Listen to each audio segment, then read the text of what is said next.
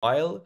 And in general, students find these sessions with me quite valuable, and I really hope that will be the case today, also today.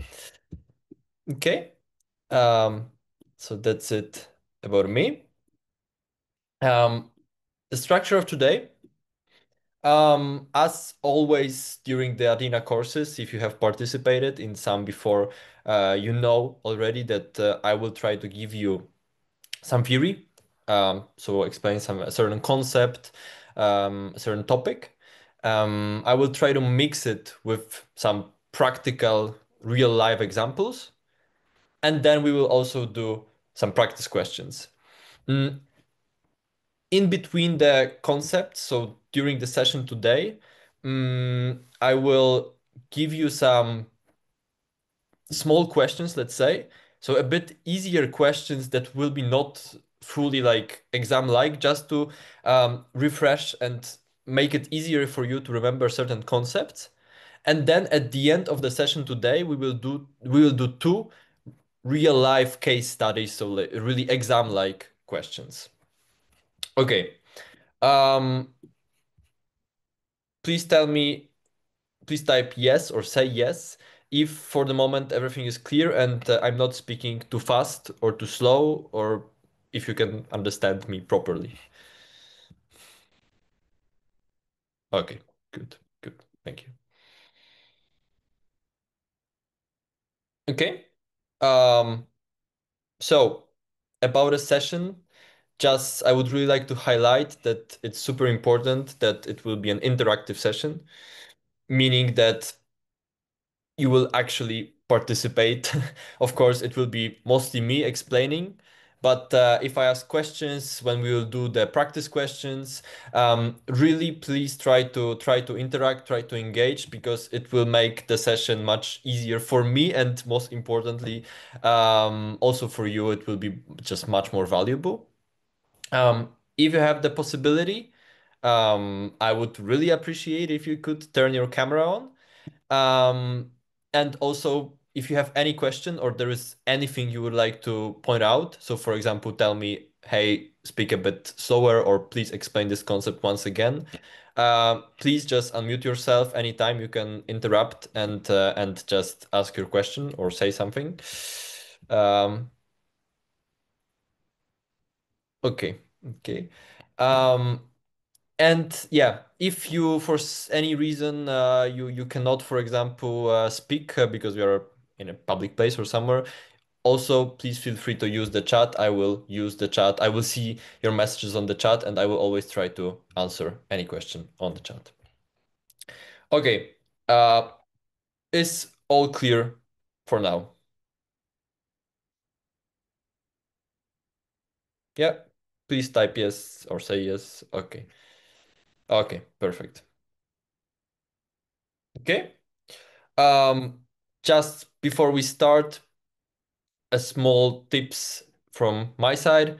Um, there are many things that might seem to be confusing at first, that we will study, but actually you will see that really most of the things are in your laws, in your statutes, and you do not have to remember them. You just have to know how to use your laws, you know how to, and I will try to help you with this. I will highlight what would be good to highlight in your laws, and also we will try to build schemes that you will use on their exams, meaning that if you see a question on the exam, you will immediately know how to approach this question, because you will have a scheme ready to follow.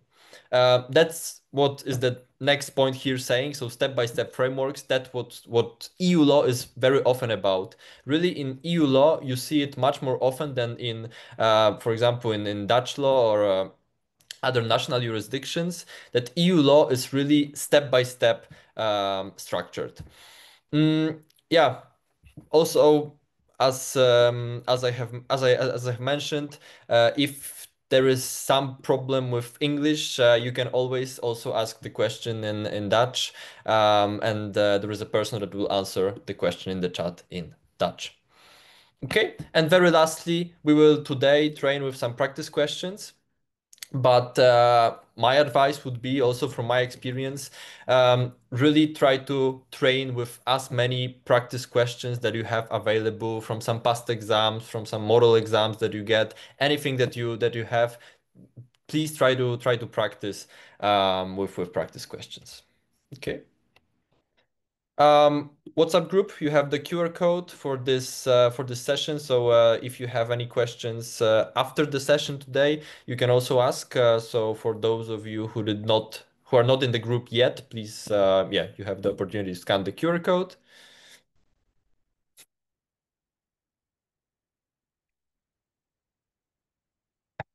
Okay. Um, you see that the whole course, that's how you can divide the whole course, how I did it. So here are all the most important topics from the whole training. Today, we will focus on the free movement of workers. Um, why? Because it's the topic that it's very frequently on the exams, meaning it is almost certain that you will get a question from this topic on the exam. And secondly, because we will study, we will discuss the framework, the step-by-step plan that will be useful for you for all other questions concerning the different free movements of services, persons, etc. Because the scheme, as you will see today, is very universal. Okay, all clear for now. Yes? Perfect. The others, all clear? Yes? No? Yes? No? Okay, good. Thank you. Okay. Okay, good. Um, so before we start with the step-by-step plan for the free movement of workers, I would like to show you the step-by-step plan, which is super important for the all the fundamental freedoms, because you will see that the step-by-step plan is super universal. And this really is the core that you need to have for your for all the questions regarding the free movements. Also, one last thing I would like to really advise.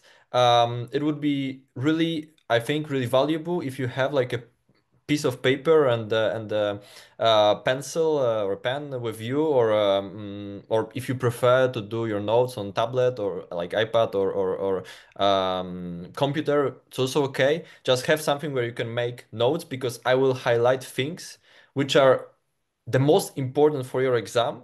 And what I always do while preparing, and what I would really advise you, is to do schemes, meaning like short notes with the most important things, for example, from a certain slide.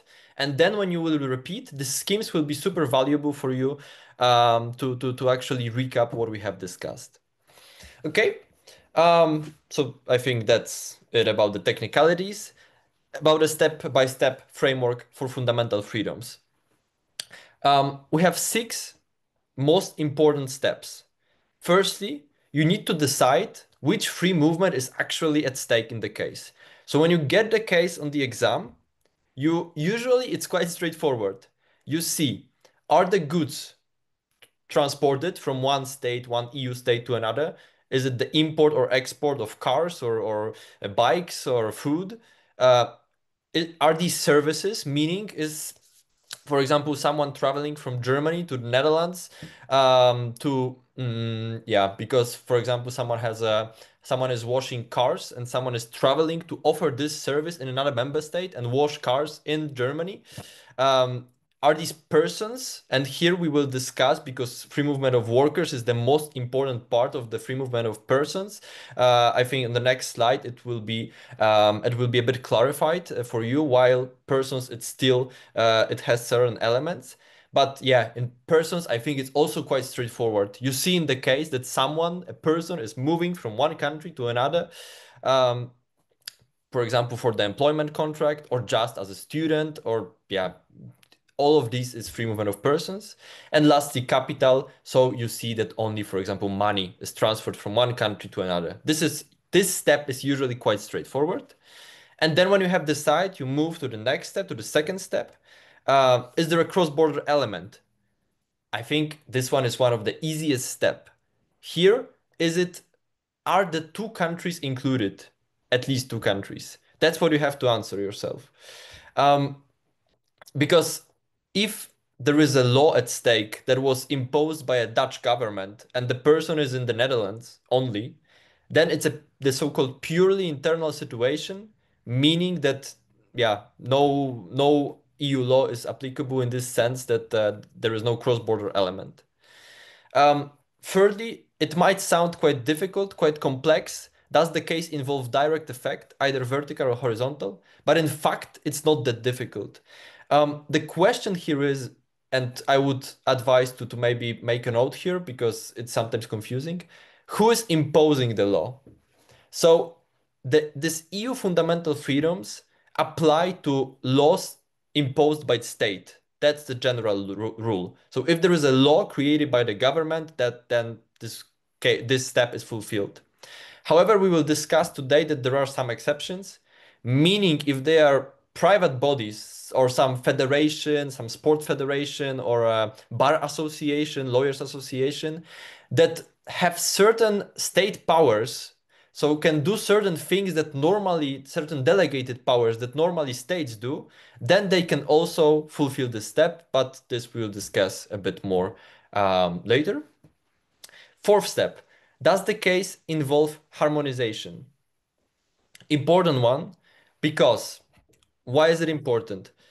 If there is a harmonization, meaning there is a secondary EU law, so there are regulations or directives, as a workers regulation, services directive, which regulate in detail certain issues, then we have to either, if it's a maximum harmonization, we have to only focus on the secondary law and leave this EU scheme, because this scheme is for EU fundamental freedoms and EU treaties. And if there is a more specific secondary legislation, we have to also consider this legislation. So that's why it is important. But in this course, it's made a bit easier for you because only there are certain EU laws highlighted that you need to have in mind. But this we'll discuss in more detail in a moment today. What are the most important instruments? And then when we have answered these questions, we can say, okay, does this case fall within the scope of free movement or not? And if it falls, we have to say, okay, so we have a certain measure, meaning we have a law that falls within the scope of free movement, but is it a restriction? Does it actually restrict this free movement? Um, if yes, is this the pretest? It seems like, but not quite. Um, what do you mean? What do you mean with the pretest? Okay. So yeah, please clarify a bit, and then I will try to answer. But yeah, following with the steps, if we have the restriction, then you have to remember that it still can be justified.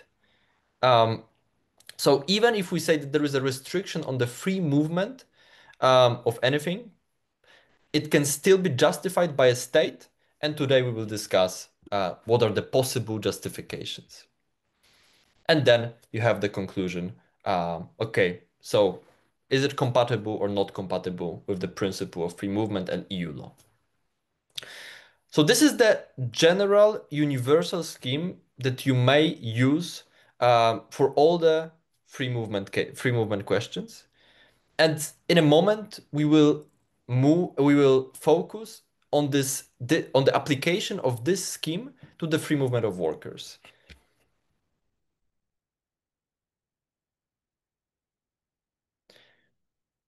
For every free movement, we have to start with the pretest, which also has 4 questions, but in a slightly different order. But don't worry, we'll look into later. Yeah.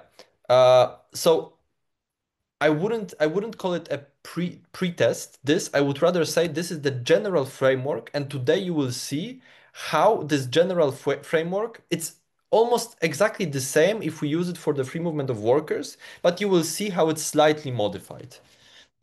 Okay?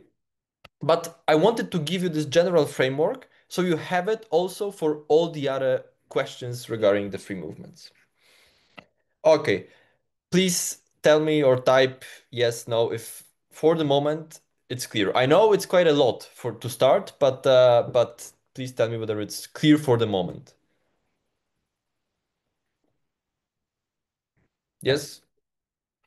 No?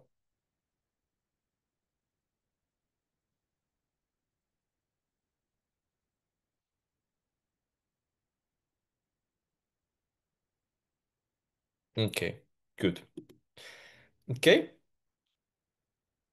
Um, Here I think this slide is quite a nice depiction, illustration, just for you to see when we have this first question. So is it goods, services, persons, or capital? You see that when we have persons, persons still has three elements. So it can be either workers, self-employed, meaning freedom of establishment, and economically passive citizens. So people who just move to another country not to work, but they have enough money to just be there, buy property, live, have fun. Um, so this is just maybe to clarify because I noticed that for some students it's a bit confusing when why we say about the free movement of persons, but then we say about free movement of workers and establishment. So just yeah, you see that persons has these three elements, and so you decide, okay, it's persons, but then what kind of persons is it?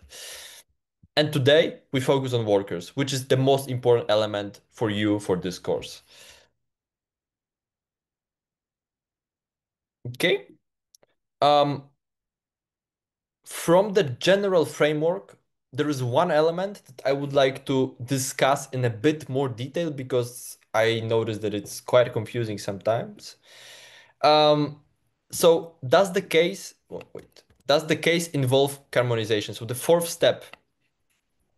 Um, Here you have to have in mind again that EU secondary laws, so regulations, directives, can either be a maximum or minimum harmonization. How you know that? In your course, it's usually stated in your materials whether the instruments that you are discussing are maximum or minimum. For the free movement of workers, we will discuss it today. Um, why is it important? Because if you have maximum harmonization documents, you have to leave this EU treaties and this EU laws, this EU scheme that we have discussed, and you have to focus only on these secondary. So, for example, the regulation or the directive, because it's exclusive. If it's minimum harmonization, it means that you have to take it together.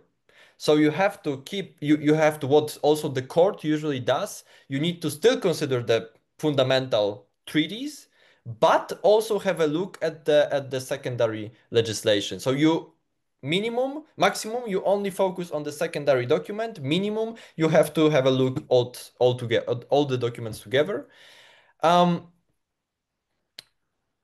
for the free movement of workers, it's always all the documents, all the instruments, EU instruments that we are discussing in this course are minimum harmonization, meaning that you have to consider both. It's not that difficult as it seems because this scheme is a more general thing, and you will see that these articles in the secondary legislation are more specific, more detailed. They are regulating, for example, housing for workers, specific issues. So that is not that difficult because you just, if you see in your case, okay, it asks me about the housing or about the trade unions or something, it triggers in your mind that, okay, so it is mentioned clearly in the specific regulation or directive, so I go directly to this directive or regulation. Okay, but yeah, for the moment, I hope it's more or less clear, and we will see in practice how it looks like. Okay, pre-movement of workers. Um, Article 45, or you have the Dutch acronym here, but it's a Treaty on the Functioning of the European Union, TFEU. Here you have the article. Yeah, I know that these freedoms might be confusing because you have so many of them, but I hope it will be more or less clear after today. Freedom of workers. You see this scheme. It's almost exactly the same.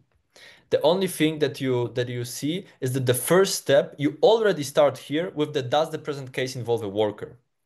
So how I would advise you to consider this, to imagine this. So this first step that we had there, is it the free movement of workers, persons, capital? Um, Try to imagine that this is like the step zero, because that's the first obvious thing that you need to do.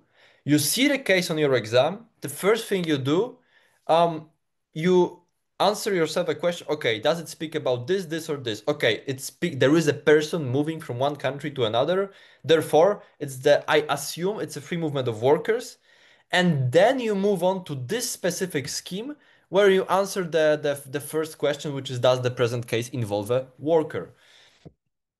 And then how you answer the question whether there is a worker. Please tell me whether I'm not speaking too fast. Is everything more or less okay for the moment? Yeah, good, good. Okay. Um, Worker. It is not defined in the treaties. It is defined in case law. In Lowry Bloom case. Please note down this case. Important one, Lowry Bloom case, definition of the worker. We have four elements, four conditions. They are cumulative, meaning they must be all fulfilled for to have a worker. Firstly, the work must be done for a certain period of time. So, for example, you are a worker for a year, let's say, under the direction of another person, meaning you need to have a boss, you need to have someone who gives you tasks. In return for remuneration, meaning you need to get something for the work that you do. And the last condition is the most arbitrary, I would say. The relationship must have the real and genuine character of an employment relationship, meaning the most freedom for assessment is left here. But in general, you just assess whether really there is an there is a character of an employment contract, of an employment relationship. Is someone working for another person? So these four conditions, if they are fulfilled, we have workers. Regarding the remuneration, important is the Troiani case. You have it in red. Also in red, I highlighted the most important things for you. So Troiani case, you immediately think, okay, there is a question about remuneration, there is a question about payment, Troiani case, and in Troiani case, it was said that the remuneration does not have to be money. It can be a service, for example. It can be in kind. So if you get, for example, a bike or food or an apartment for your work, then it's still okay. It's still remuneration. If you get some service, meaning that you do something for someone and someone will do something for you instead, like as a payment, it still works as a remuneration. It does not have to be money. Troiani case, remember. And then we have the Antonissen case, where it was said that this definition extends to job seekers, meaning that job seekers, so people who are trying to get a job, can also be workers in line with the Lowry Bloom definition if they fulfill the two conditions that you see here. So there is a genuine chance of finding employment. So it's actually probable that they will find some work. It's not, that they are just artificially trying to get job, but it's really impossible for them, and they're actually trying. So for example, how to check whether someone is trying, is this person, for example, registered in the job seeking, like employment office or job office, which helps you find a job. And then very lastly, we have the Rowling case, which states that the employment cannot be marginal and ancillary. So it cannot be something super small. So from this slide, the most important things for your exam, please remember, Lowry-Bloom case, definition of a worker, four conditions, cumulative, meaning they all have to be fulfilled. Antonisen case, job seekers. So job seekers can also be workers in line with EU law. Trojani case, remuneration does not have to be money, can be in kind. And Rowling case, the work cannot be marginal and ancillary.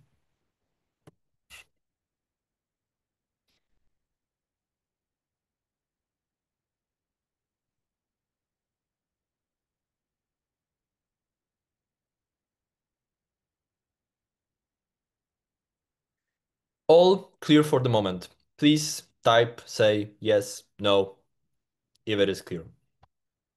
Please, because it's important. So good. Thank you. Okay. That's the small, super easy first practice question. What are the conditions for being a worker and from which case do they come? Please tell me. You can write on the chat, you can unmute yourself and say it as you prefer.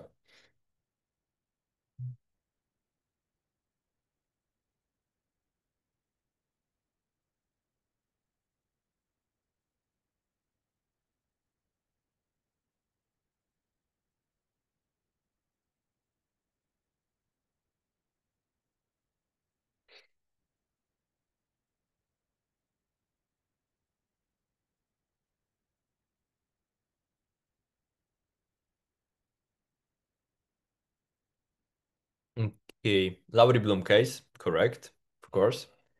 And then the conditions. There are four conditions.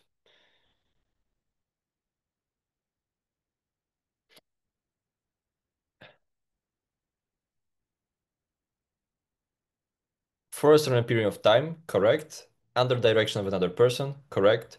In return for remuneration, correct. And the relationship real and genuine character of an employment relationship. Yeah, correct. Okay. I think that we have the first step clear. And if we answer remuneration, also Trojan's case.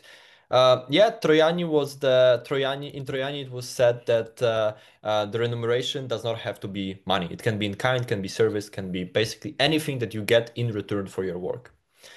Okay. Um, if we have answered this first step positively, meaning that we have a worker, then we move to the second step. Does the present case involve a cross-border element? I said that this step is quite straightforward, and I think so. You will see that, yeah, it's basically, you just have to have in mind that this concept is understood broadly, meaning that either you need to move to another member state, or you have to reside in a different member state from the one where the person is employed. So imagine there are many near border cases, also in Netherlands. So for example, someone is living in Germany but working in the Netherlands, or working in the Netherlands living in Germany, and this fulfills this requirement here.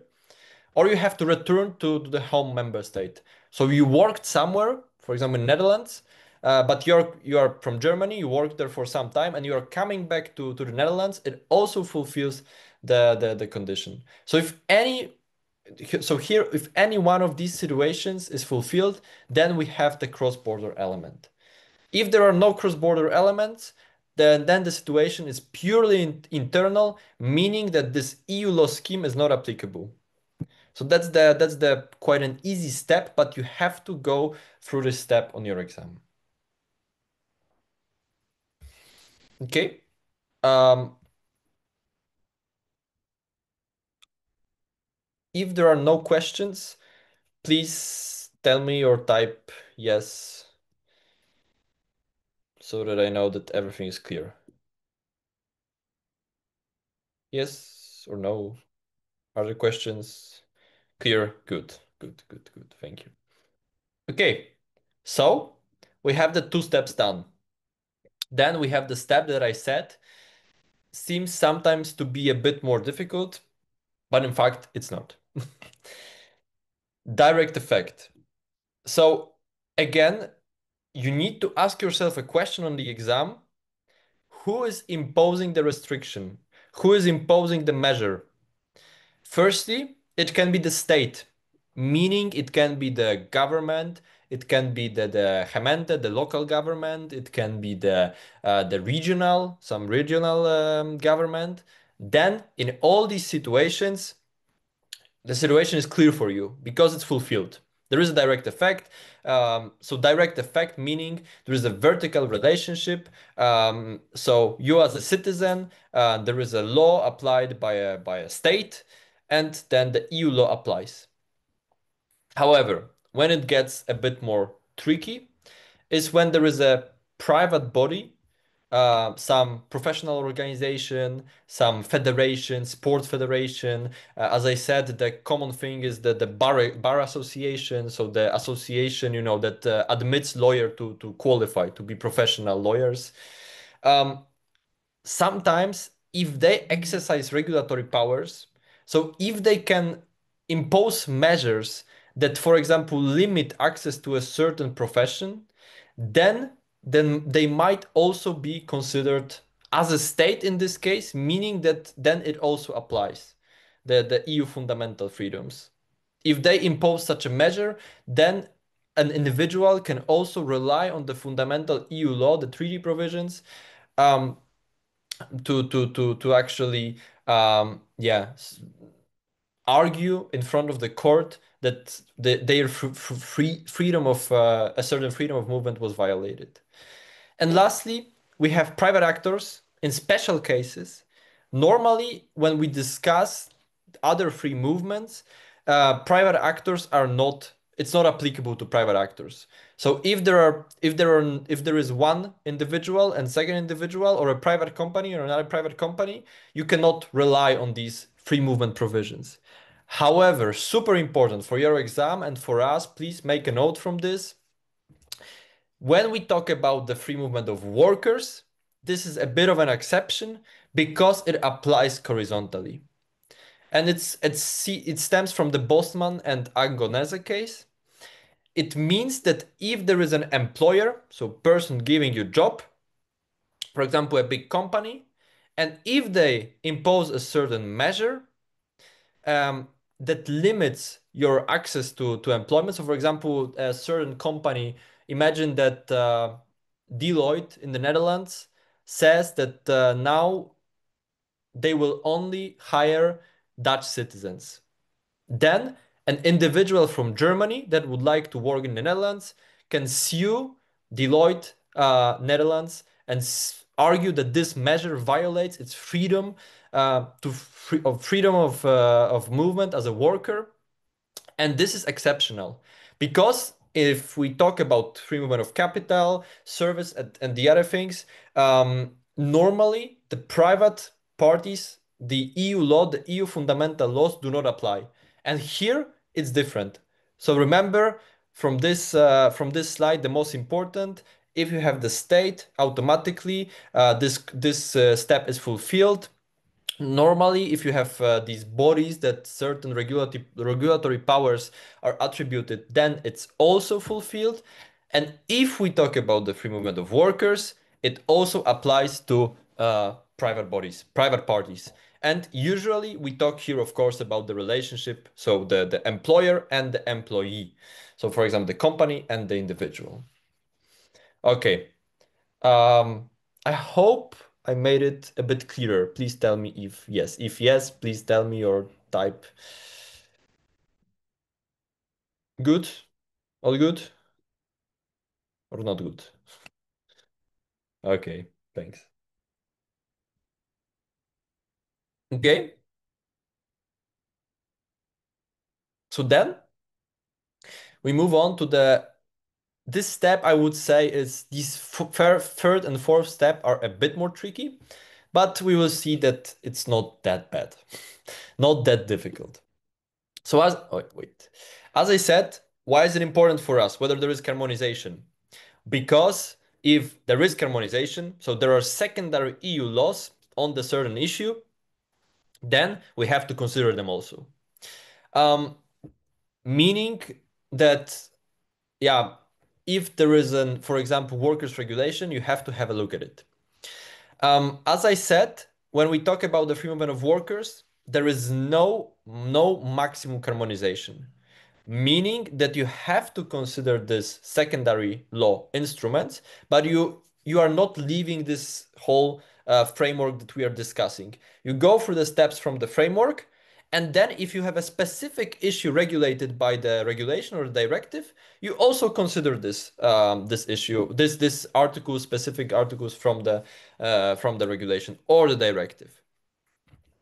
Um, Article 20, Treaty on the Functioning of the European Union, it says about the citizenship rights, so EU citizenship. Um, why is it important? It's just important to mention when you have the case, when you are referring to the Citizenship Rights Directive articles, it's good to mention that we have a specific article in the treaties, Article 20, which says about the citizenship rights, and this is the basis for the directive. This is, yeah, why Article 20 is mentioned here and 26. They talk about the citizenship rights. But for us, and for this course, there are two instruments that are the most important: Workers' Regulation and Citizenship Rights Directive. So from this slide, please remember, harmonization. Are there secondary law instruments? If there are there maximum or minimum harmonization? Um, if maximum, then you have to only focus on the secondary law instruments. If minimum, then I have to consider both the EU treaties, fundamental laws, and the secondary laws.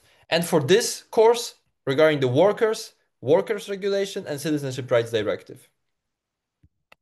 And I highlighted for you here. I think it's a really useful slide. It's a bit maybe, yeah, self-confident to say it, but I really think so. So I highlighted for you the most important articles. Actually, all are these are the articles that you should highlight, and I would really advise to highlight in your statutes, in your laws. So how you should work with this on the during the exam? You see the question on the exam. You go through the schemes. You see that that's the question from the free movement of workers. You go through the steps. And then you see, when you have the question about the harmonization, you see that in the case it's about something that is specifically mentioned in these documents. So, for example, it talks about tax or social advantages. So it should already trigger in your mind, okay, tax social advantages. So it's workers regulation. It's specifically regulated there. So I go to the workers regulation. Or it's about housing for workers, or families for workers, or trade unions. If it's one of the elements that it's specifically regulated in the regulation, it should trigger uh, your yeah, in your mind, that you go directly to this. Where can we find that, in which book? Um, what book do you mean? The statute or the? Oh yeah. I think you should have the workers regulation, right, in the book, or no? And I think I at least I'm quite sure you can bring the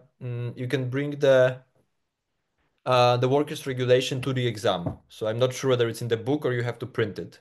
I've got it with me. It's in the EU law, treaties and legislation one. Okay. Yeah, I think it's purple, blue, and white one. That's in Dutch and also in English written. So it's not in the other case law, but it is actually in this one. Okay, thank you. Thank you. Okay, yeah, so I would really advise these few articles, highlight them in your statutes, in your book, because again, then if you get the question, you do not have to remember these things. You have it in this regulations, directives. So you just need to remember that okay, workers regulation talked something about families of workers or housing or trade unions. So if it triggers in your mind, then you go directly to you open the workers regulation. You have only like 4 articles highlighted or 5 articles highlighted. You check these 5 articles and you have answer to the question. Okay. So please remember, workers regulation, the most important. Article 3 is the general one. Article 7 talks about social tax advantages. Article 7.1 says specifically that when it comes to certain advantages, the tax or social advantages, in some cases that they can be just the prohibitions can be justified. And the most important here is the residence requirement. So what does it say? It's quite, I think for me, it's quite logical, meaning that if you are a Dutch citizen and you go to Germany to work, um, but actually you are still living in the Netherlands, you only go to Germany to work and you come back to the Netherlands, and there is a certain advantage. So, for example, there is certain allowance, school allowance or house allowance applicable to German citizens, and you say, okay, I want to get this school allowance or house allowance or something. There might be a requirement saying, okay, but you need to prove that there is actually some link, real link connection with the state that is giving the allowance. Meaning that you as a Dutch citizen need to prove that you have some genuine link with the country where you want to get the money from. Um, and this is allowed, and Article 7.1 talks specifically about such situations. And then Article 8, trade unions, Article 9, housing, Article 10, workers' families. All you need to know, you need to have this general scheme in your head, and what I would advise to do in your schemes on a piece of paper. So know what this workers' regulation, what important elements are there, and you immediately know where you have to go. Okay, is it clear about the workers' regulation?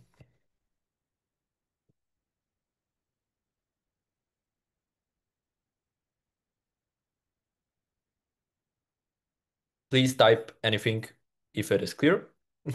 If it's not clear, also, but just let me know that it's not clear. Because I can always repeat something if it's not clear.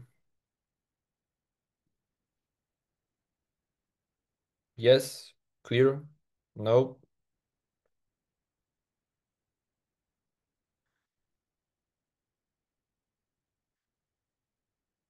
Sorry, how do you see from the case whether there is a harmonization and to what extent?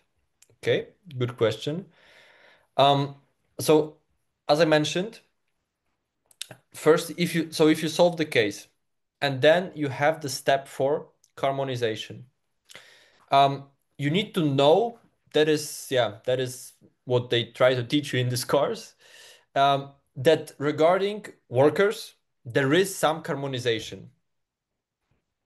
There is, and the documents, the instruments they are focusing on in this course is the workers' regulation and citizenship rights directive.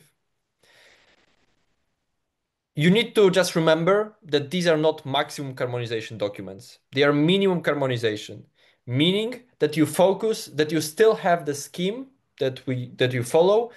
And in this fourth step harmonization, you just check whether the specific issues that are in your case are specified in these secondary instruments, meaning that you check, okay, so you go to the fourth step. It's a question about the workers, about free movement of workers. You check, okay, I know there is a workers regulation, so there is some harmonization. You need to know that.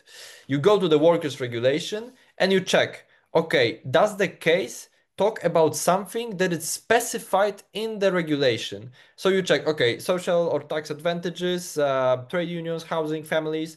Okay, it does not talk about it, so I come back to the scheme. Okay, it talks about it, so I have already the answer in the regulation. Is it more or less clear now?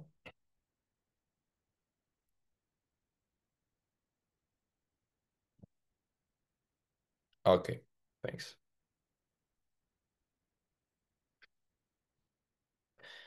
Um, with free movement of workers, there is minimum harmonization through the regulations. Okay, so what you need to remember, all the instruments that we are discussing in this course about the workers are minimum harmonization, or at least not maximum harmonization. There is no maximum harmonization, meaning that you always follow the steps. You do not only focus on the secondary instrument. What would have to happen if it was the if it were the maximum harmonization instrument? Okay. We have also the second instrument that is important, and what I would really advise you is to highlight these articles in your books, in your studies.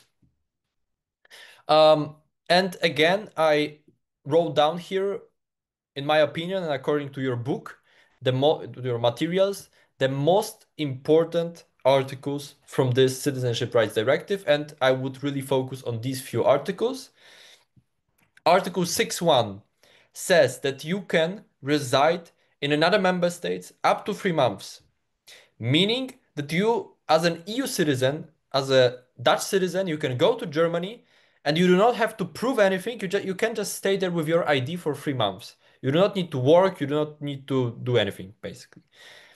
Article 7.1a, here it talks about workers because it says that you can stay longer than 3 months if you're a worker.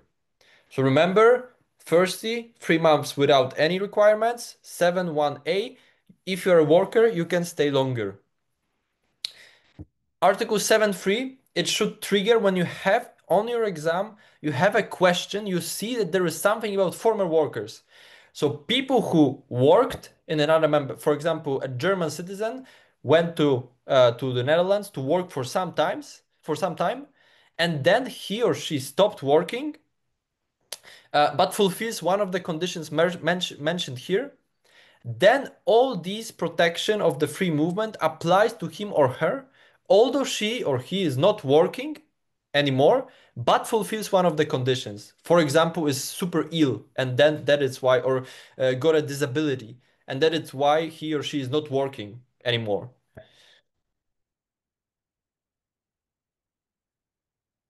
And then Article 14 for B, job seekers. So this we have discussed also with the case law, and it's codified in the Citizenship Rights Directive. Um, if you have a job seeker, so person looking for a job, all these scheme and everything applies as well as it was a worker. If you are fulfilling the conditions that are here and that we have discussed, so you're actually looking for a job and you have some chance to get one. Please remember for your exam, for your schemes, the most important from this slide, uh, I would like to really stress this, that it should trigger. You do not have to remember the whole definitions, the whole things. You just should connect the dots. So you have in your question you see, okay, it mentions something about the former work, some person who worked but is not working anymore. Okay, I go to Citizenship Rights Directive. Okay, it mentions something about job seekers, so a person looking for a job. Okay, I go to the Citizenship Rights Directive. And then there in the article, you have specifically described these conditions that you need to fulfill in order to still be considered a worker. Okay, good. Um, is the Citizenship Rights Directive and Workers Regulation clear? Or do you have any more questions? This is quite a complex step, so if it's clear, then it's good. If no, then it's not good. Yes, it's clear. Please, anyone type or say yes or no.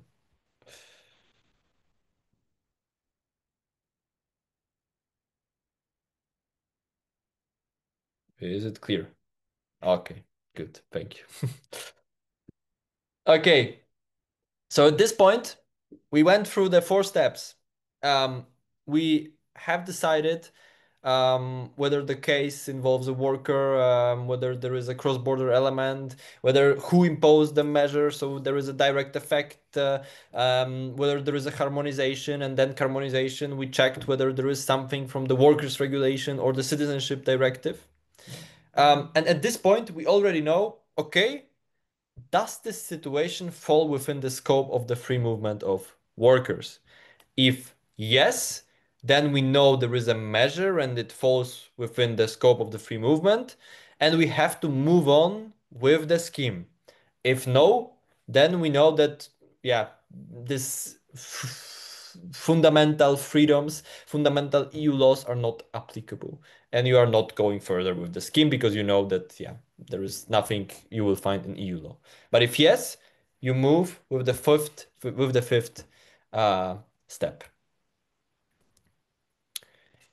Okay, let me just turn on the light because it got super dark. Wait a second.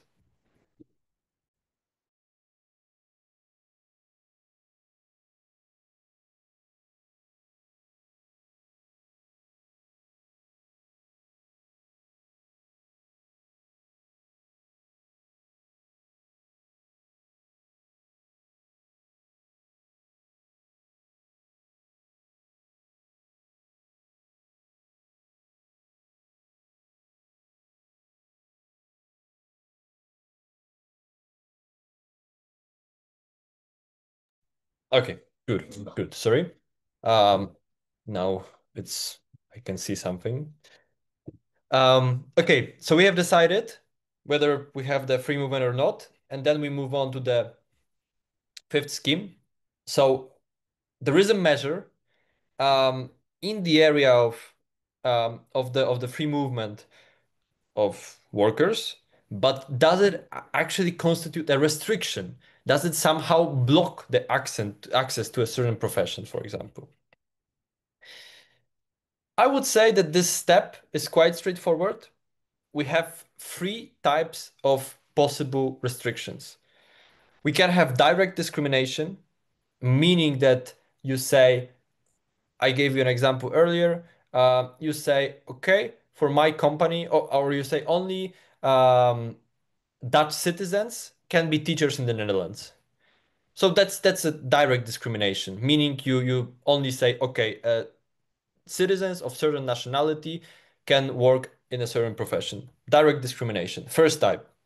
Secondly, we have indirect discrimination, meaning that it discriminates, but not not directly. So, for example, I think it's the best to give you an example. Um, Language requirement, the most common indirect discrimination. So you say that to be, for example, a taxi driver in the Netherlands, you need to speak Dutch. Why is it indirect? Because that's the same requirement for everyone, meaning that it's the same requirement for Dutch citizens and for it can be, yeah, it can be fulfilled and not fulfilled by Dutch citizens and but also by citizens from other countries. People from other countries can also speak Dutch, and some Dutch citizens cannot speak Dutch. It's also possible. Um, but the thing is that it's obviously much more difficult for non-Dutch citizens to fulfill these conditions because obviously 99% of Dutch people, Dutch nationals, speak Dutch, while for people from other countries, it's super difficult to learn Dutch. So this then is indirect discrimination. Please remember direct, indirect, and then new development of the Court of Justice, EU Court, restrictions on access to employment. And these are all other obstacles. So I hope you see that this definition was of restriction was gradually broadened by the court. And now you can have even non-discriminatory measure. So imagine that to become a lawyer, for example, in a certain country, you need to get a certain certificate. And this certificate you can get online. It's accessible in all languages of the European Union, meaning that it's equally the same burden, equally the same difficulty for a Dutch citizen. Yeah, imagine that it's in the Netherlands. So it's equally the same burden, equally the same difficulty for Dutch citizens and citizens from all other countries to get this certificate. So there is no discrimination at all, but still it's an obstacle to the access to a certain profession, and it can still fall as a restriction. Why? So you may think, okay, so if basically all the obstacles to the free movement are considered are considered yeah, restrictions, why do we have to make this distinction? The answer here is it's quite crucial because for direct discrimination we have different justifications than for indirect and non-discriminatory. So that distinction between indirect and non-discriminatory is not that important. What is super important for you and for your exam, you need to know whether in the case you have the direct discrimination or anything else. So is it direct discrimination or indirect or non-discriminatory at all? Because for direct discrimination, we only have the express justifications from the treaties that we will discuss in a second. And it's a limited, these are only three options that you can have. While for indirect and non-discriminatory, you can have the so-called Gebhardt criteria or Cassis-de-Dijon criteria. So different justifications that are not, it's an unlimited list that you can come up. So here, so you have to remember for direct discrimination, very limited pool of justifications. For indirect and other obstacles, non-discriminatory, and more open-ended possible justifications. What exactly is the difference between indirect and non-discriminatory? I still found it difficult. Okay, good question. So as I said, actually on your exam, the distinction here, it's not super important. Um, it's the most important to distinguish between direct and indirect and non-discriminatory, but still, yeah, I will try to clarify it. So in direct discrimination, there is a measure, as I mentioned, the language requirement. So that's the requirement for everyone, for all the people who want to become, for example, a teacher or a taxi driver in a certain country. However, in theory, it's for everyone, but in practice, this requirement is much easier to fulfill for nationals of a certain country. So as it's with language requirement, it's the same requirement for the Dutch citizens and all other citizens, but of course it's much easier to fulfill because Dutch people speak Dutch in general, and other people not necessarily speak Dutch, so from other countries. With non-discriminatory, the thing is that there is no discrimination at all, meaning that you have, for example, a certain certain certificate or a certain thing that you need to get, and it limits your free movement, but it's exactly the same difficulty for Dutch people to get it, for German people to get it. There is no discrimination. It's equally difficult for everyone, for your own citizens, so Dutch citizens, as we say from the perspective of Dutch state, Dutch the Netherlands, and for all the other citizens of all the other states. So as I gave you an example, if there is a to be a taxi driver, for example, you have a certain certificate that you can get online. You can get it in all the languages of the EU. So it's equally difficult to get this certificate for a Dutch citizen and for German citizen and Italian citizen, but still it can be considered a restriction since it creates some burden to access a certain profession.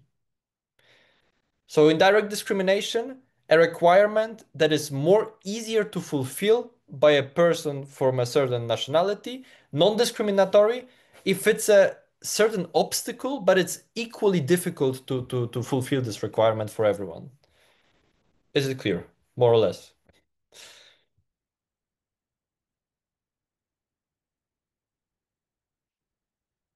Okay, good. Thanks. Okay. Um, so then also you need to get back to the regulation because yeah, when does a restriction arise under regulation? It's a workers regulation. So as I try to explain, and I hope you get it more or less now, that this regulation is a further specification of the scope of Article 45, so the article talking about the free movement of persons. Um, so what you need to do here is to check, okay, so does this regulate, does the case that I have on the exam, does this refer to one of the restrictions mentioned in the regulation itself? So you check again Article 7.7.10, basically. These are the most important for you here. So you check, okay, for example, in my case, I see that there is a tax advantage or some allowance, but only to Dutch nationals or German nationals, or you have some housing and it's only to Dutch nationals, but not workers from other countries. So if you have one of the specific things mentioned in the regulation, then you also know that it's a restriction based on the regulation, and you should mention this on your exam.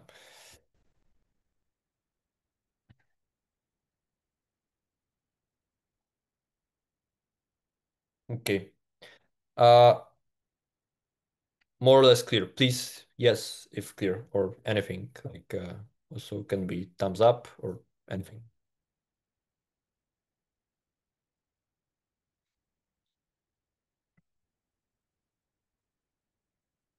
Yes, yes, clear. Good.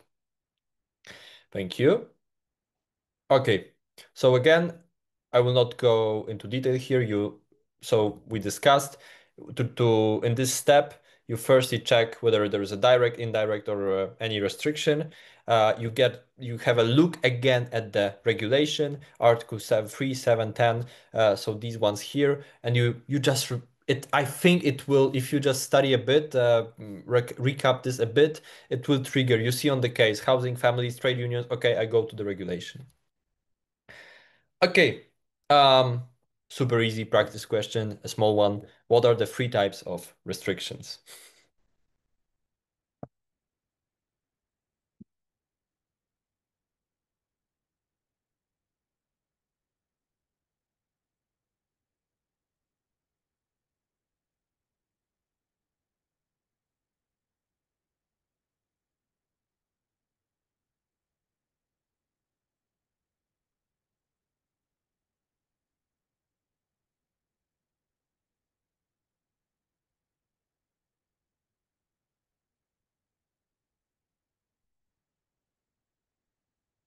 Direct, indirect, non-discriminatory.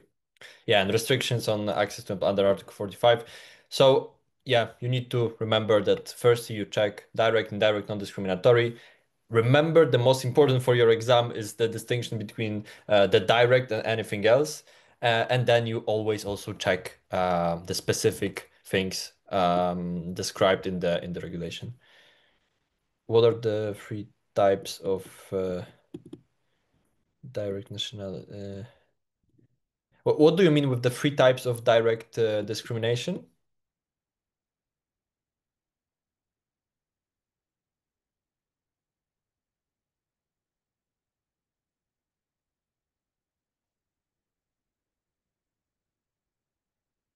Mm, okay, no. So just to clarify, you have the direct discrimination, and this is why it's a direct discrimination directly based on nationality. So a certain restriction or a certain measure discriminates directly based on nationality, and then you have indirect and non-discriminatory. Um, yeah. Okay.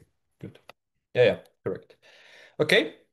Um, so that's I think, I hope, clear, more or less.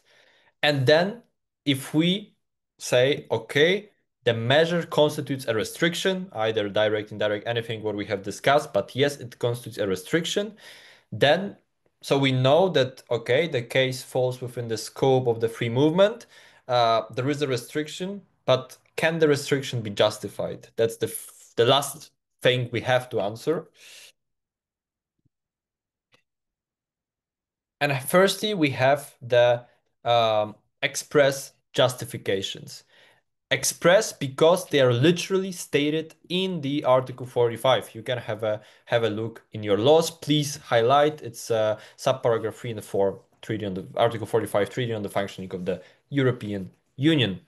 You have mentioned, and yeah, because again, what I would really like to highlight with EU law, there are so many things that we discuss, but you do not have to remember them. They are stated literally, these three exceptions are stated literally in the treaty.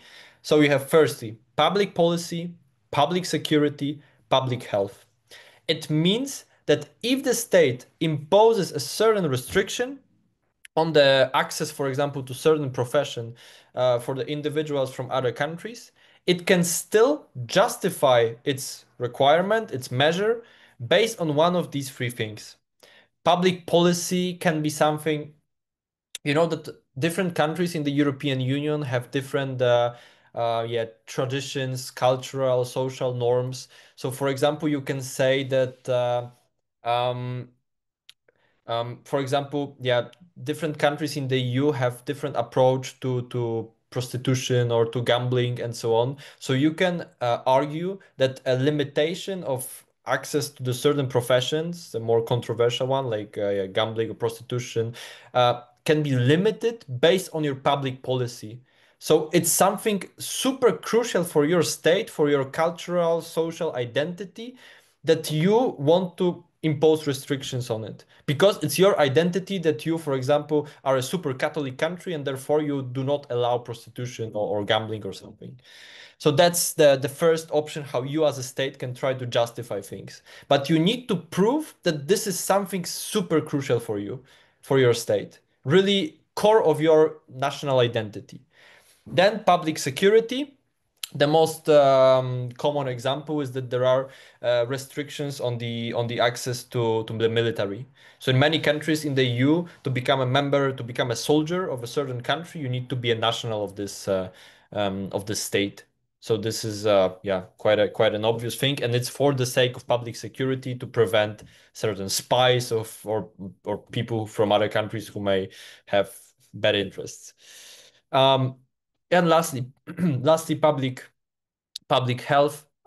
So yeah, for example, if you limit a certain access to a certain profession or some free movement for the sake of, you know, to for example limit the spread of a certain disease, or it was used also during the COVID-19 pandemic to limit certain free movement because of this. Yeah, because of health reasons. So here you have this express justifications from from the treaties, and on your exam you will have to argue, meaning that you will go through the steps of the scheme, you will have your case, and then at the end you will have to write, very likely you will have to write, okay, there are the three justifications. I believe that in this case, the state can argue that the measure can be justified based, for example, on the public security because this and this, and you will have to argument. So here you know the express justifications. Super important. Please remember that these are the only justifications that apply to directly discriminatory measures. And that's why we made this distinction that I mentioned that is very important between discriminatory and directly discriminatory and and indirectly and non-discriminatory. Because if you have a directly discriminatory measure, then these are the only possible justifications that you can have. And if you have indirectly discriminatory or non-discriminatory, you have also the second type of justifications. So if you have a indirectly or non-discriminatory, you have two options. You can justify based on these three or based on these. So you have a broader list of options.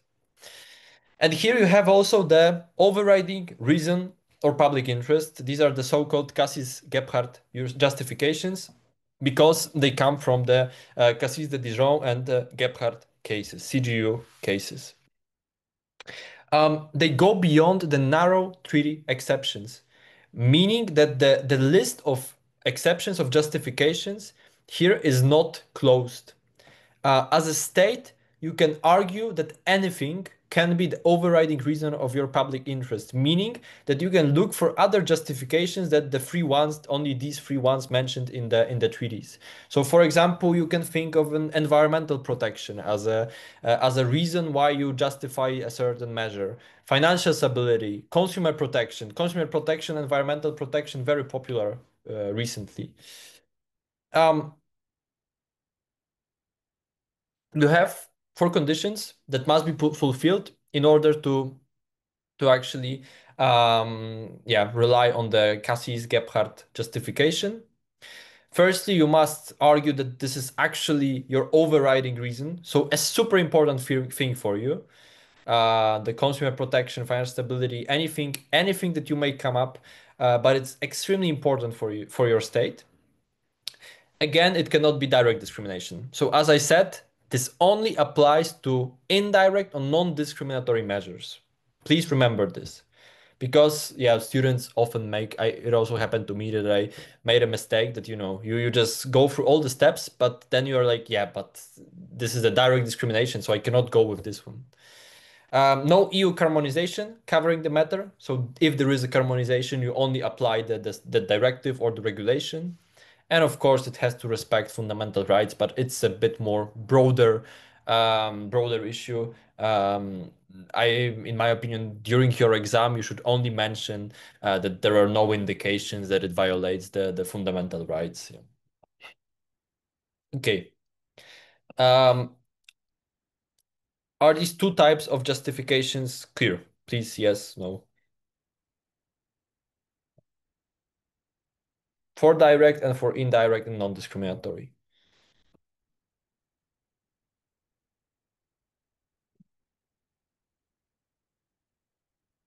Clear? Yes? I've got a little question, more like the express justifications. You can use them also for indirect and non-discriminatory, right? Yes, correct. But do you always need to do that in combination with the other overriding reasons? Because Okay. otherwise you won't use them, right? If you'll say, I've got the express justifications and I check them all, why do you need to look at the overriding reasons then, for example? Okay. Yeah, that's a good question. I remember it also was asked during my studies, my lecture, because yeah, it might be confusing. So you always, and what also the states usually do, if you have the direct discrimination, of course you only go with this because that's the only possibility you have. Mhm. If you have indirect, what the states usually do, they go with both. Meaning, if they can find any justification in Article 45, meaning public policy, public security, public health, then they argue, okay, it's my public policy, public security, public health. But you know, if the court says, okay, it's not a valid justification, in this case, they always try to find some overriding reason of public interest, so they go with both, and that's what you should do on the exam. So you should mention, okay, that's a non-direct or indirect discriminatory. Therefore, I have two options. I have Article 45, meaning that, and I can argue that it's public security, for example, is the justification here. And I have the overriding reasons of public interest from the Cassis-Gebhardt justifications. And these conditions, four conditions are also fulfilled. And this overriding reason can also be argued as a justification here. But sometimes, of course, um, these three options are not applicable. So you have a look at this public policy, public security, public health, but your case, just, there is nothing you can really argue about public policy, public security, public health. So then you go to the overriding reasons. So for example, it's about fairness of sport. Yeah. So it's really difficult to argue public policy, security, or health if it's something completely different. And then you only argue the overriding reasons of public interest. But if you can argue both, you always try to argue both. Okay, thank you. Sounds clear. Okay, good, good, good, good. And then important part, please do not forget about this one. Always, always at the end, no matter whether it's directly discriminatory or non-directly, or what is it, you always conduct the proportionality test. Always you check whether the measure is suitable. So is it actually a good measure to achieve the certain aim that you want to achieve? Will you achieve this aim through the measure? Necessity. So are there any less restrictive options? So are there any other options, any other things I can do that will actually, punish or like restrict the free movement in a less on a less scale? And proportionality stricto sensu, it's a more yeah, balancing thing that you do. So you check what you want to achieve with the measure and what is the burden for the people. Is it actually proportional? Is the burden not bigger than what you want to achieve? Um, and this step, I can tell you also from my experience, is usually where you have the most freedom. So at this during the exam, at this point, it's all often a matter of your argumentation, how you argue, whether the measure is proportional or not. Sometimes on the exam, it's very straightforward that you see that that the measure is super disproportional, but sometimes it's a borderline case. So then you just it's a matter of your argumentation. And usually there are no bad answers, whether you say it's proportional or not. It's a matter of your how you argue. Okay, so please remember the last, I think it's not a difficult step. It's very straightforward, but there are quite a few elements. So you have two types of justification. Please remember this for your exam.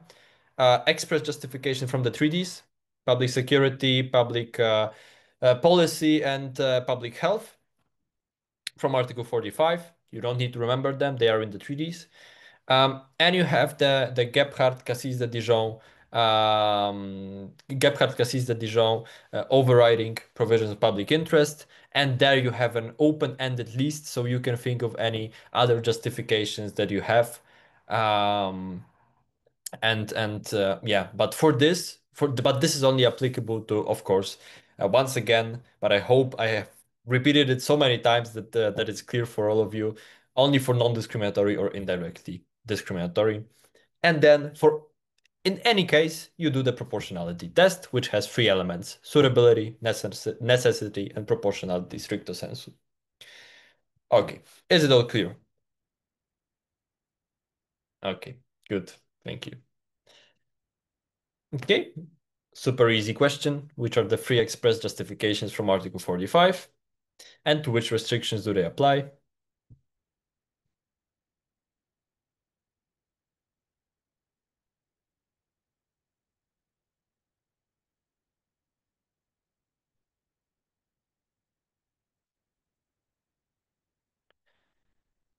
Yes, correct. Public policy, public security, and public health. And to what restrictions do they apply?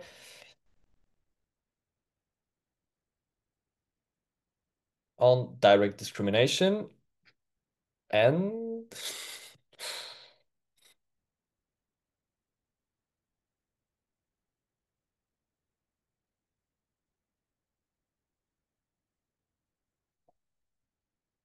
yes, correct. They apply to all. The Gebhardt Castille Dijon only to the indirect and non-discriminatory. Okay, I think it's super clear. Okay, so then we have the final conclusion, whether the measure is compatible or not with the free movement.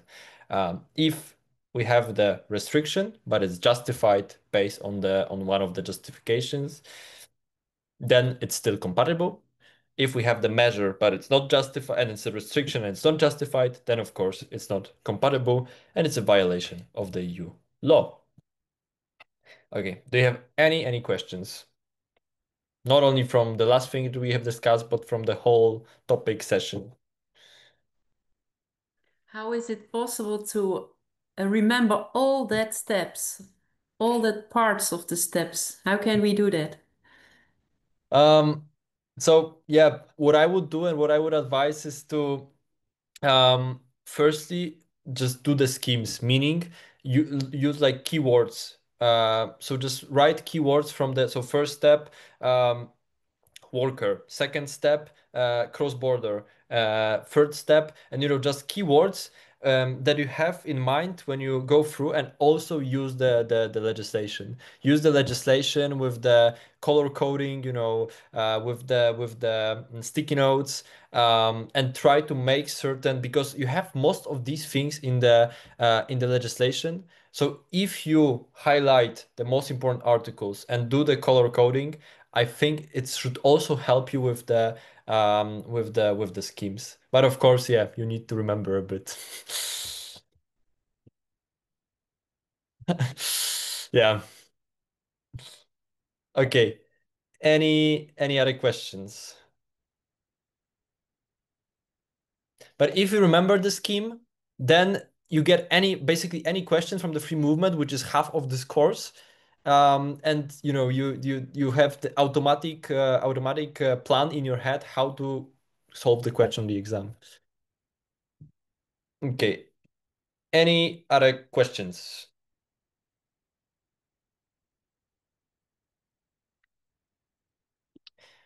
Okay. Please remember that you can also ask questions on the WhatsApp group. And I have an exam question for you now. So the ones that we have discussed were yeah, just small, easy questions in between the concepts. But now I would like to try out with you a exam question, so a real question from the past exams. Um, Here again, I just wanted to show you the scheme.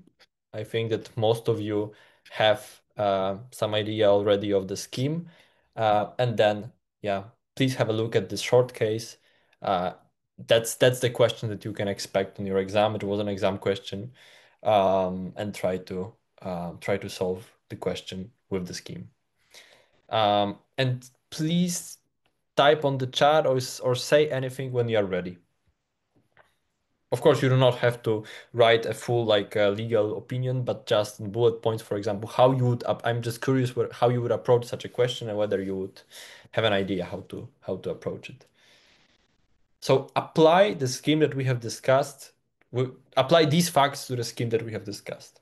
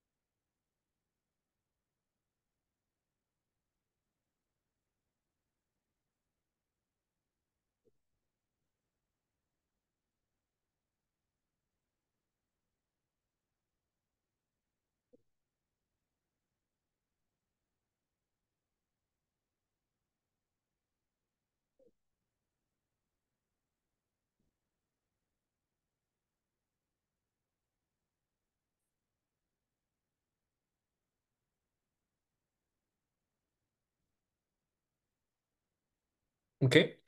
Um, I know that you might not be finished yet, but yeah, due to time constraints, let's start going through the steps together.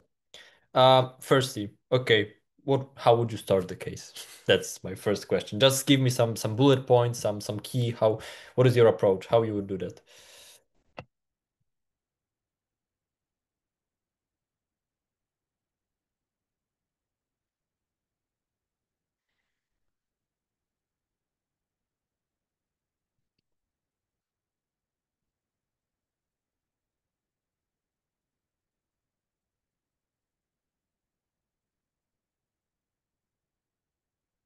Okay. Yeah, any idea?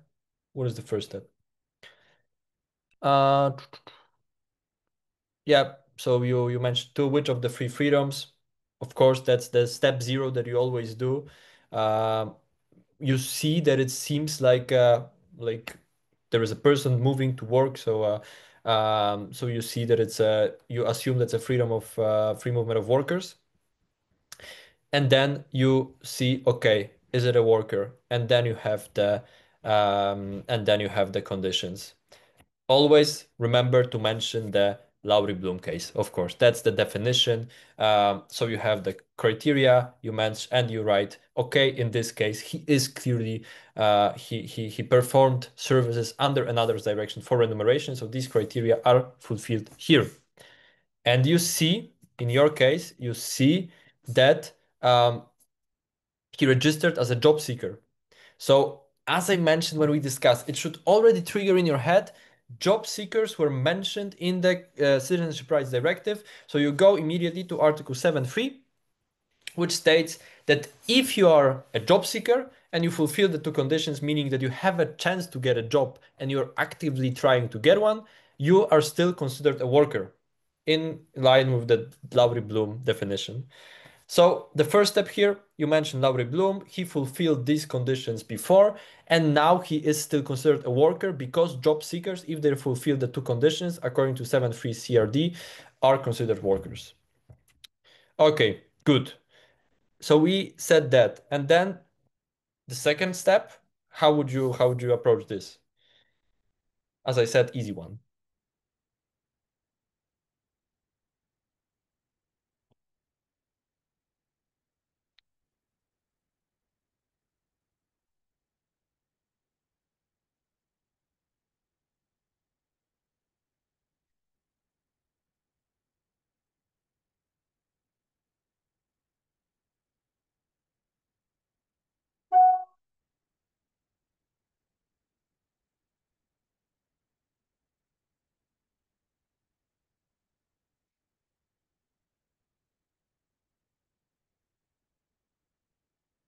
Any idea?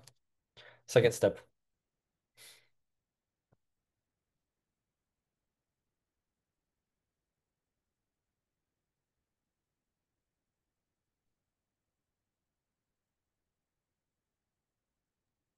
Is that the cross-border element? Correct. And here it's of course fulfilled. He moved from Poland to Germany. So yeah, as we see, it's clearly fulfilled. Then thirdly, what do we have?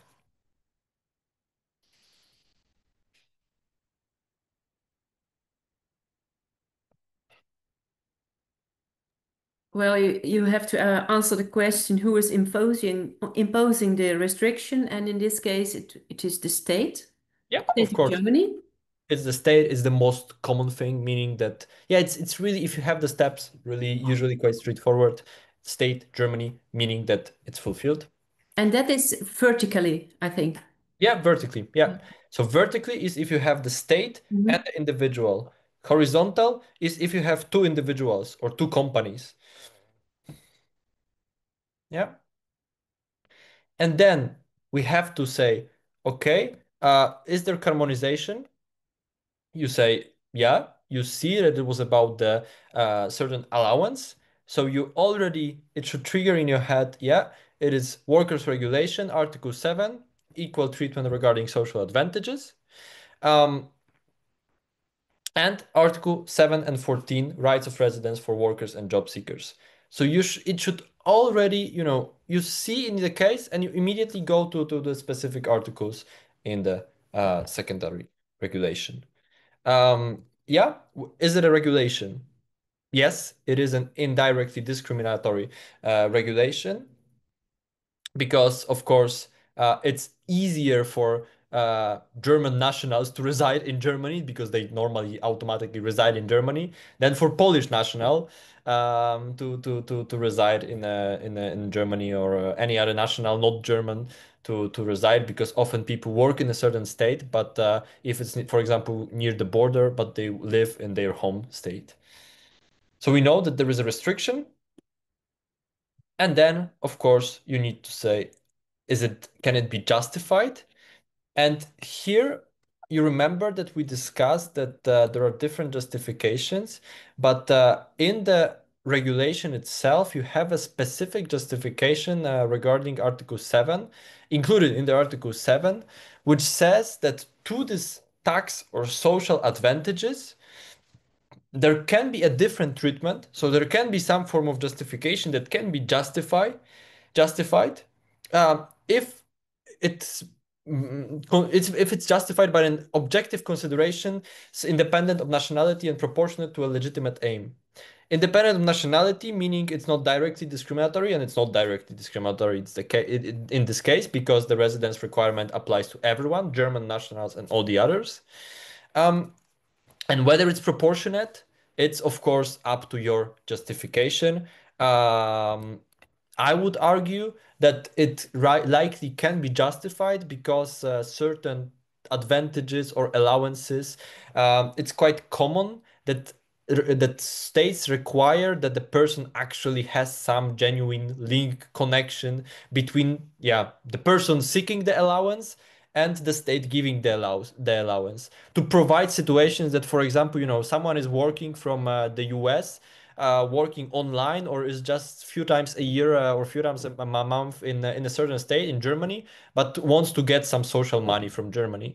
To prevent such situations, you can have such requirements of you need to prove that you have actually some connection with the state.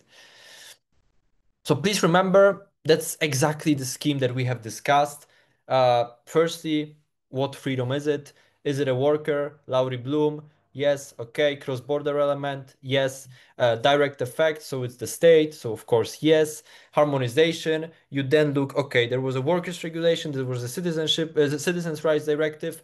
What articles? Okay, here I have the certain allowance. So immediately it triggers the workers regulation. Is there a restriction? Yes, no, directly, indirectly discriminatory, non-directly discriminatory, and non-discriminatory, and then you check the justifications. Remember that if you have a specific, just if you rely on the article from the secondary law, such as the workers' regulation here, you firstly go with the justification because you have a specific justification in the regulation, and you go with this justification. Okay.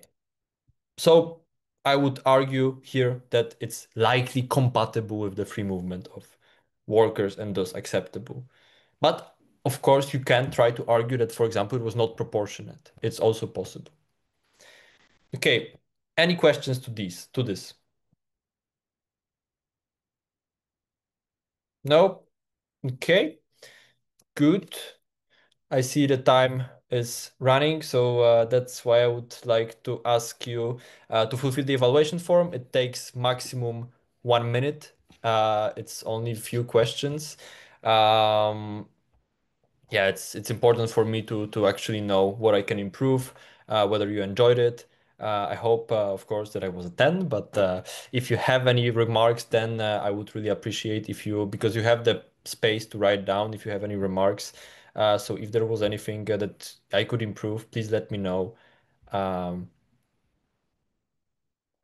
please let me know. Please type in the chat yes or anything when you have fulfilled the form so I know how many people fulfilled it. And then I have the very last short exam question for you. So for those of you who have still like 5 minutes, we can do that together.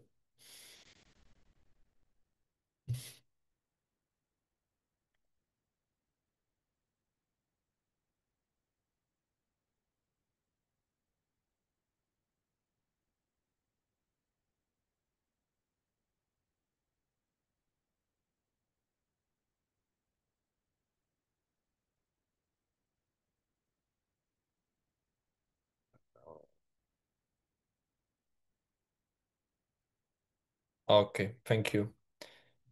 And the others, please type on the chat anything or just let me know so that I know how many people, done it.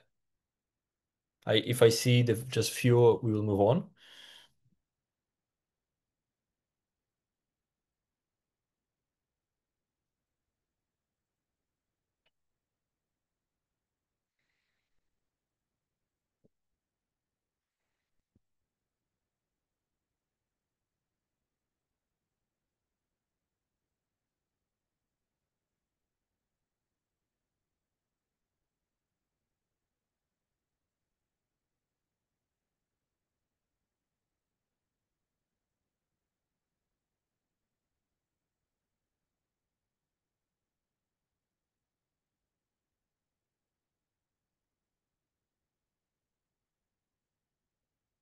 Yeah.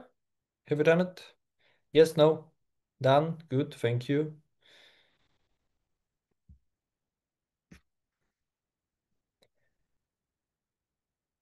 Okay. The last, if anyone has not scanned it yet, please do that now.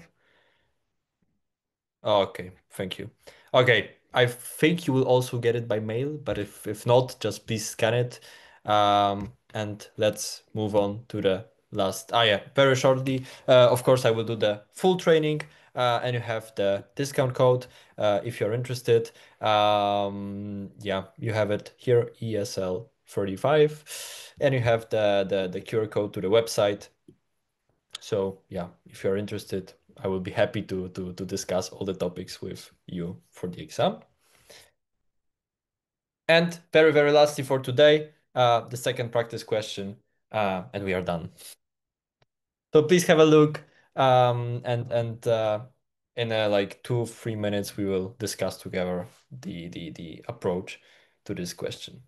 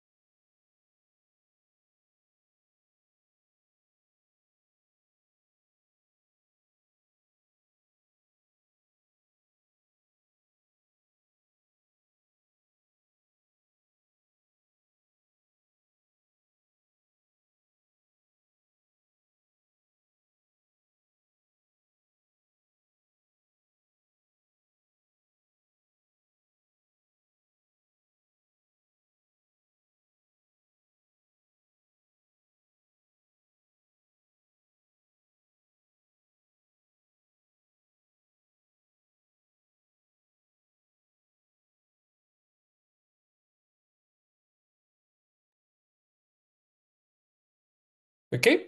Um, I hope have some idea how to approach this one. But yeah, let's do it together for the sake of time. So just please check whether you had similar ideas. Um, Firstly, of course, the step zero always. What freedom is it? Again, we have the free movement of workers here. Again, always mention Laurie Bloom case.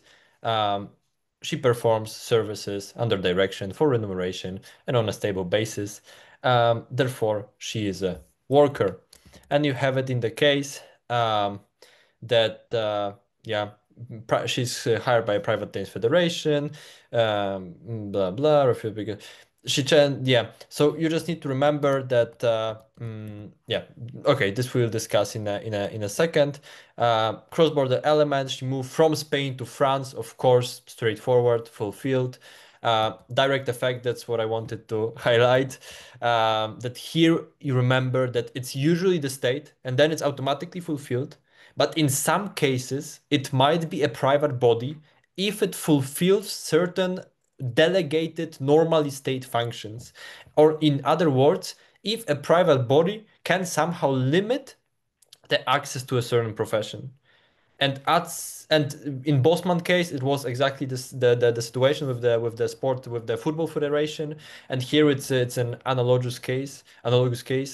that yeah, if it's a private association and sport federation as it is, the tennis federation, and it can somehow limit access to employment in in a whole country, for example, to being a tennis coach, it fulfills regulatory powers. So we would say that in this case, it is still fulfilled, although it's not a state.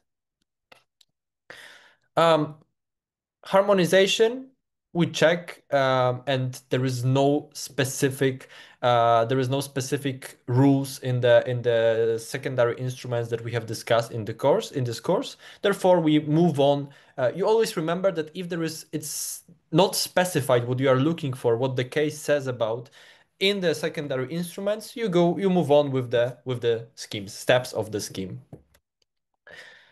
Um, Restriction, yeah, it is a restriction. It is a restriction, and it's directly discriminatory because it's based on the nationality. Because you say that only a certain percent of foreign nationals. So, for example, in the Netherlands, you would say that 90% of tennis coaches must be Dutch, and only 10% can be from other countries. So it's directly based on nationality, the restriction that you make. So you say, yeah, it's a direct discrimination.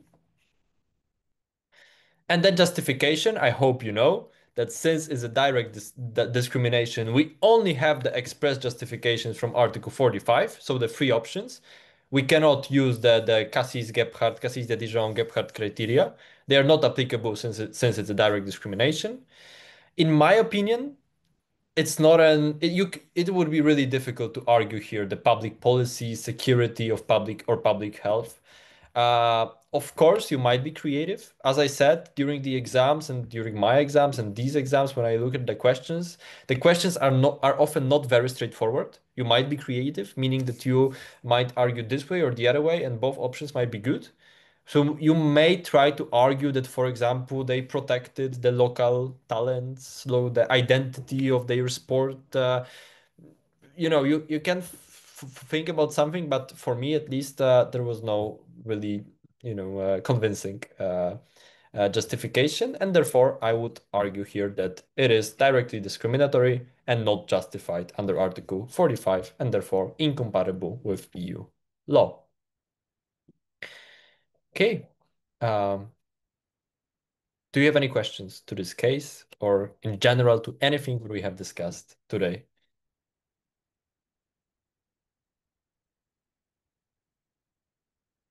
If you have any, please, that's the last moment to ask, either speak or in the chat. Okay. If you have no further questions, then thanks a lot for today. I hope you got something out of this session. I try my best. And maybe with some of you, see you next week. Yeah. Thank you. Bye. And also remember, you can ask questions in the chat still if you have anything.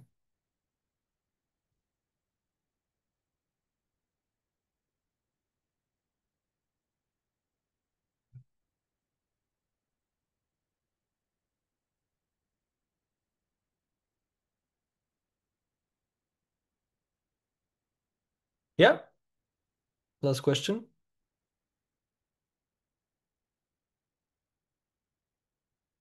Mm, We have to do the proportionality test only if there is a justification. Yeah, of course. Because if you have no justification, then yeah, you you measure the proportion whether the justification is proportional to the restriction. So if you have no justification, there is nothing to measure. Okay. So yes, proportionality only if there is a justification. Thank you so much. Thank you. And see you next week. See you.